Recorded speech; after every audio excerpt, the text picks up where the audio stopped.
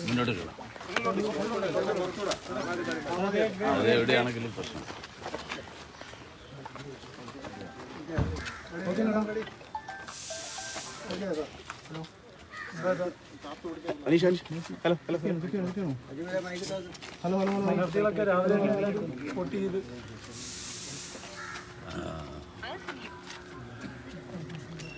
രാജ്യത്തിന്റെ ഭാവി നിർണയിക്കുന്ന തെരഞ്ഞെടുപ്പാണിത്. അത് ജനങ്ങൾക്കും കൃത്യമായിട്ടുള്ള ബോധ്യമുണ്ട്. 10 വർഷക്കാലം അഴിമതിരഹിത സദ്ഭരണം കാഴ്ചവെച്ച നരേന്ദ്രമോദി സർക്കാരിന് തുടർച്ചയേകാനുള്ള തീരുമാനം രാജ്യമാകെ ജനങ്ങൾ എടുത്തതായിട്ടാണ് മാധ്യമങ്ങൾ ഉൾപ്പെടെ റിപ്പോർട്ട് ചെയ്തിട്ടുള്ളത്.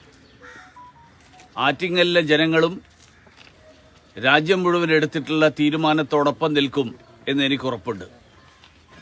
കേരളത്തെ സംബന്ധിച്ചിടത്തോളം 2014 മുൻപ് കേരളത്തിന് ലഭിച്ചിരുന്ന വിവിധ ക്ഷേമ പദ്ധതികളും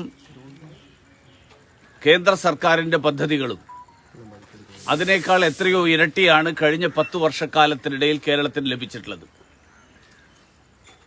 കേരളത്തിലെ ജനങ്ങൾ ഇന്ന് വോട്ടെടുപ്പിൽ പങ്കെടുക്കുമ്പോൾ ആ കാര്യവും അവരുടെ എല്ലാവരുടെയും മനസ്സിലുണ്ടാകും എന്നെനിക്ക് ഉറപ്പുണ്ട്.